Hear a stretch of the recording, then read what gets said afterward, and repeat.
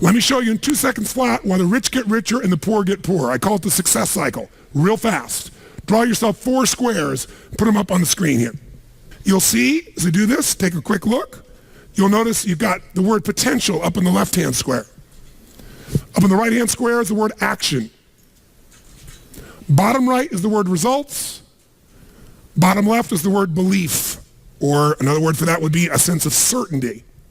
Potential, action, belief, results. And notice there's arrows in a clockwise fashion where they just keep feeding each other over and over and over again.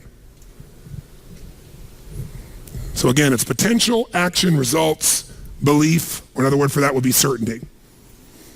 Now, do you ever notice how rich people tend to get richer and poor people to get poorer? And I don't just mean rich in financial terms. I mean people that are rich emotionally. Do you ever notice how happy people tend to get happier? And depressed people tend to get more depressed? How many have found this to be true? Say aye. It's because the power of momentum and what I'm about to show you. So let me show you something here. What's the potential of any human being? You tell me, quick. Unlimited. Do most people's results reflect that true potential? Yes or no? No way. Why? Because most people aren't taking enough what? But is it possible to take a lot of action and still get lousy results?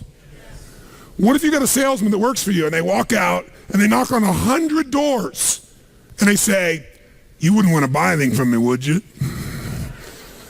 Or they don't say that verbally, but they say it non-verbally. Is that going to affect their results? Yes or no? So it's not enough even to take enough action, because when we believe it's not going to work or we're uncertain, does that affect how much of our potential we tap? Yes or no? See, if you don't think it's going to work, you're not going to put out a bunch of your energy when you think it's going to fail. And by the way, when you're not sure, you tap little potential. Do you take little or a lot of action? When you're not sure, when you think it's not going to work, do you take massive action or little action? Now, when you take little potential with little action, what kind of results do you get? Little lousy results. And when you get lousy results, what does that do to your belief? You go, see, I told you it wasn't going to work. Told you it was a waste of time. And then, by the way, when you have less belief, how much more potential do you take? More or less? If it's possible, you tap less potential, more or less action. Less. And what happens to your results? They get even what? And now they got worse results. What's that do to your belief? And by the way, now you see the current economy.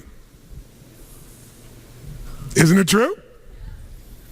Everybody out there is going, oh my God, the results are so bad, it's going to get worse in the future. So I better pull in my horns, there's less potential, so I'm not going to push as hard.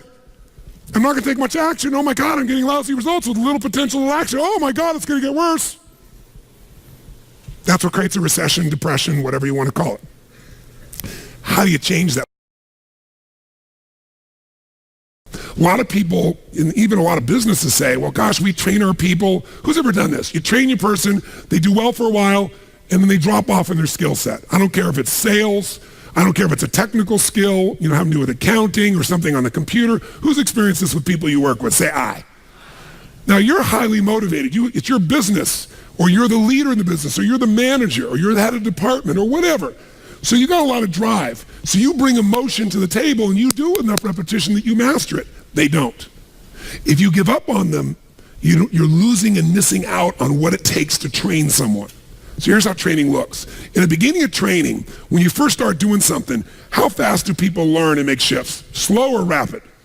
Huge rapid change happens, right? There's this giant growth that occurs. Now, what eventually happens to anybody when they start to learn something? A new sport, a new business, a new relationship. What do they get to? What do you call it? Plateau. So think of it this way. Some people, their philosophy of life is dabbling. Here's what a dabbler does. They take on a sport like, let's say, tennis. And when they're brand new, they know nothing about tennis. They don't know how to hold the racket. They don't know how to swing. They don't know how to keep score. They think love is an emotion when it's a zero, right? There's nothing, right? But from not knowing anything, in a short time with a little bit of training, do they get pretty damn good? Yes or no? If this is 100% mastery and this is zero, they might go to 20 or 30% growth like that within a few days, a few weeks. How many follow what I'm saying here? Say aye. Now what's interesting is, will they top out? Yes or no? There'll be a point in which they plateau. What's a plateau? It's when you're doing the same amount of effort, but you're not getting the same level of reward. You're not making the same progress. So in the beginning, how hard is it to make progress when you're a brand new company? I mean, Creating a product is progress. Selling your first customers is progress. Getting your first account is progress. Pretty easy, right? When you're in a new relationship, just learning about each other and connecting and being intimate, there's progress, right?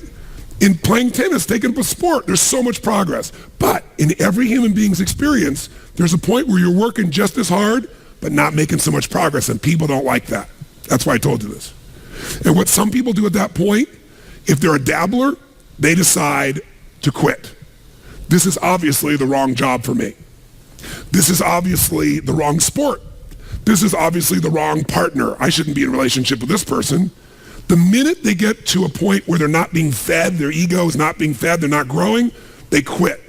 And so if this was, for example, a dabbler who was in a position of tennis, they might quit tennis and now they say, you know what, I'm not a tennis player, I'm gonna do racquetball.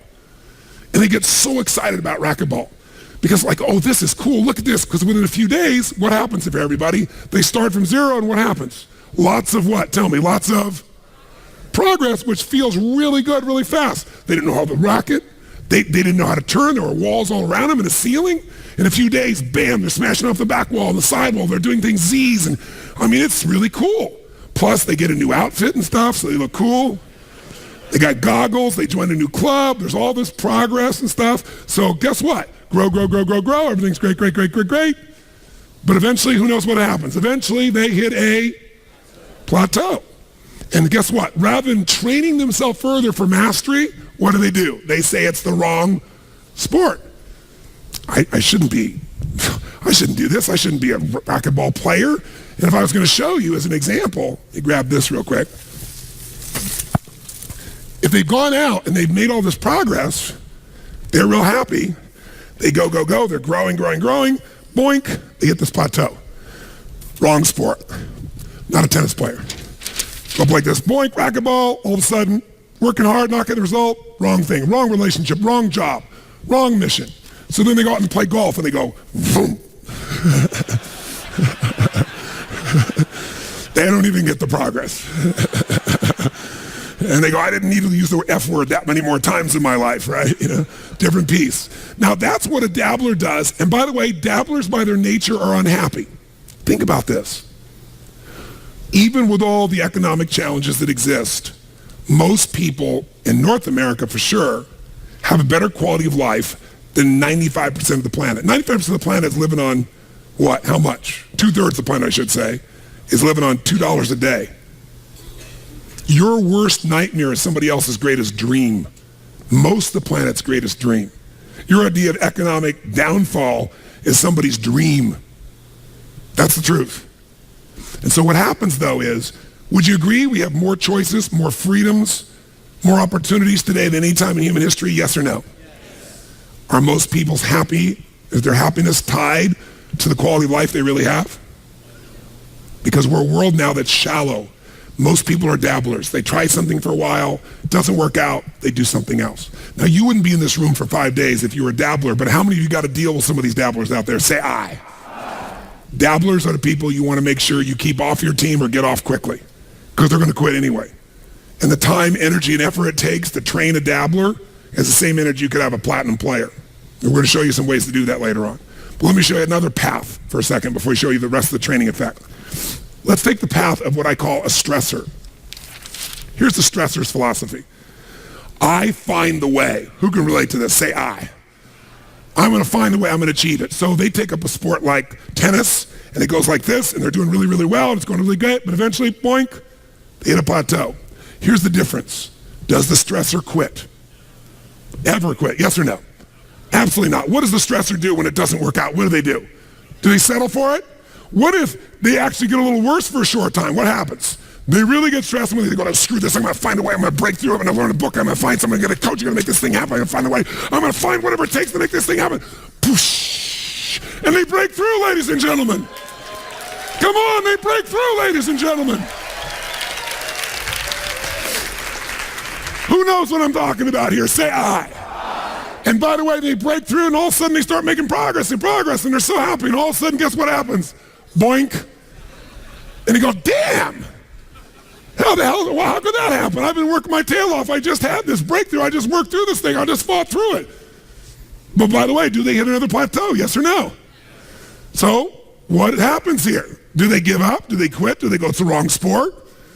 What does the stressor do? They stress out. Shit, I'm gonna find a way. I'm gonna make this thing happen. I gotta make this thing. Come on, figure something out. Let's find this thing. I'm gonna work hard. I'm gonna make more calls. I'm gonna make this thing happen. And all of a sudden, eventually, what happens? Poof! Ladies and gentlemen, the breakthrough again. Come on now.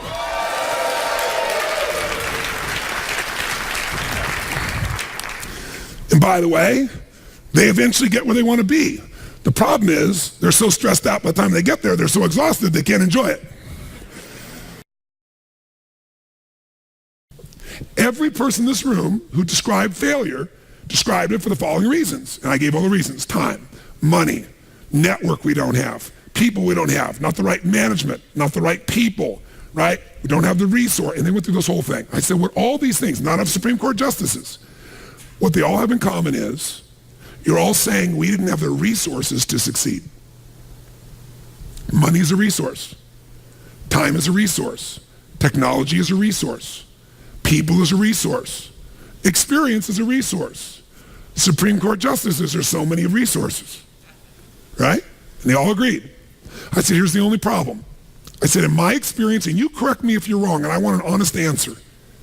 When we get out of ourselves and we look at human beings and their ability to succeed or fail, how many people you've ever met who did not have the resources and they beat somebody who had all the resources? I said, resources, when you look at the most powerful and effective people in history, were never the problem. They didn't have the resources, but they got them. How do people get resources when they don't have them? The answer is they're resourceful. The ultimate resource is resourcefulness. That's what makes someone successful. And here's what's great about resourcefulness. Who has it within them? Who? Who? Every human being, but the question is whether you access it or not. Now, strategic innovation is different than just constant, never-ending improvement. Constant, never-ending improvement is a very, very important principle. If you're not constantly improving, you're definitely going to be passed up by your competition. But if you're thinking about strategic innovation, what it really means to me is rewriting the rules for competition within an industry, within an area. When you change how people compete, when you change the rules, you take over that industry. You shift completely the game. So in my industry, the vast majority of people spoke and still do for 1 to 3 hours, which many of you yesterday wish I was one of those people. But that's usually it, because what it was is about inspiration, right? It's inspire people. And what happened for me is 90% of them are an hour or 90 minutes. And I was like, it's wonderful. That's a useful tool. But, inspiration is like motivation. Motivation's nice, and it's like a bath. It doesn't last, but you still take a bath every day. But my view was, how do I get people into immersion? How do I put people in an experience where their life really changes? And so I changed the game, and people never even considered saying, we're going to do 3 or 4 days and nights where you're going to go 50 hours. No one will sit there. They won't sit for a 3-hour movie that someone spent $200 million on. But I changed the game. I changed the rules, because once people got the result, even if in the beginning it was tough on them, by the end, the level of transformation was so huge, it changed the rules, it changed the game, it changed the size, it gave me a brand, it let me dominate an industry. Because when people walk up to me throughout my life, the number one phrase, you can see me anywhere in the world, a dozen times a day, not in a seminar, I mean just walking around, is, oh my God, Tony Robbins, you changed my life. It's like, I always say, you changed, but thanks for the credit, I'm glad I helped. But they'll say that like clockwork, every single time. That's different than I like your product. That's different than I enjoyed your seminar. You changed my life. That changes the rules for competition. That created a different way of competing. Now, I didn't do it to compete. I did it because my passion was I love people, and I don't want them just to be inspired for the moment. I want to make sure they really have the tools, the skills, the ability, the shift that creates a lasting change in their life. And I wouldn't settle for anything less. So you don't have to do it to compete. You strategically innovate because you're obsessed with meeting the needs of your clients.